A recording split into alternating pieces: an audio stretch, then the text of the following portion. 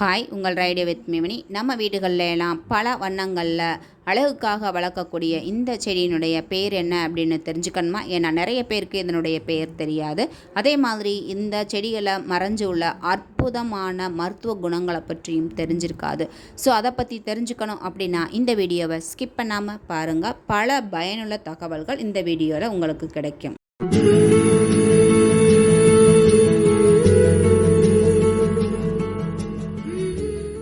நம்ம பார்த்துக்கிட்டு இருக்க இந்த செடியோட பேர் காசித்தும்பை.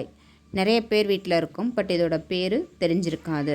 இதோட இங்கிலீஷ் நேம் அப்படின்னு சொல்லி பார்த்தோம் அப்படின்னா கார்டான் பால்சம், கார்டான் ஜுவல்யூட், ரோஸ் பால்சம், ஸ்பாட்டட் கிளாம்ஸ்வீடு அப்படின்னு சொல்லிட்டு நிறைய பேர்களில் அழைக்கப்படுகிறது.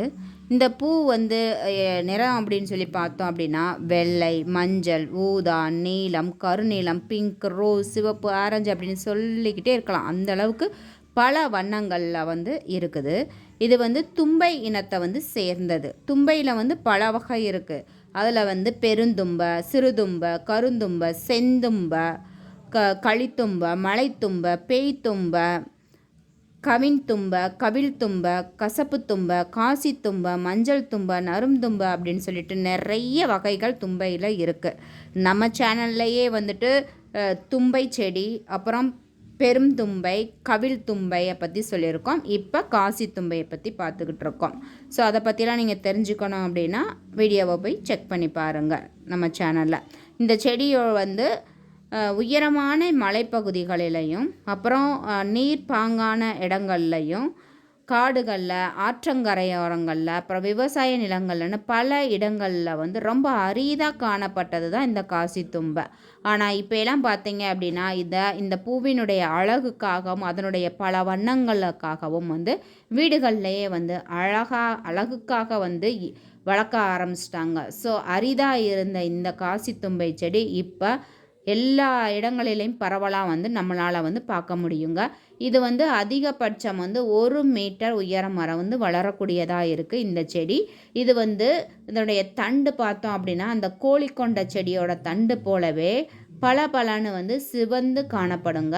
இந்த தண்டோட அடிப்பகுதியில் இருந்து நுனி வரைக்குமே அதிக கிளைகளாக பெரிஞ்சு வளரக்கூடிய தன்மை கொண்டது இந்த காசித்தும்பை. இந்த செடியினுடைய அடிப்பகுதியில் இருந்து நுனி வரைக்குமே இலைகளும் பூக்களும் அப்படியே ஜொலித்து, அதாவது கொத்து கொத்தாக ஜொலிக்கிற மாதிரி காணப்படும். இந்த காசித்தும்பையோட இலைகளை ஒரு கைப்பிடி அளவு எடுத்து அது கூட 10 மிளகு சேர்த்து அரைச்சி மருக்கள் உள்ள பகுதியில் நம்ம தடவுணும்னு வச்சுக்கோங்களேன்.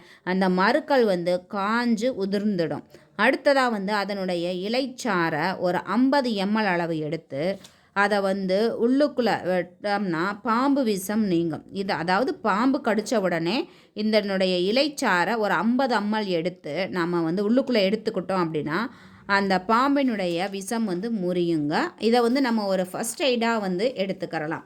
அதே மாதிரி இதனுடைய பூக்களை தேவையான அளவு எடுத்து அதனுடைய மையாக அரைச்சி அது கூட தேன், அப்படி இல்லை அப்படின்னா சோற்றுக்கற்றாழை சாரை கலந்து தடவை தீப்புண்கள் குணமாகும். இதையுமே ஒரு ஃபர்ஸ்ட் எய்டாக தீக்காய் ஏற்பட்டுருச்சு அப்படின்னா அதை ஃபர்ஸ்ட் எய்டாக நம்ம இதை பயன்படுத்தலாம்.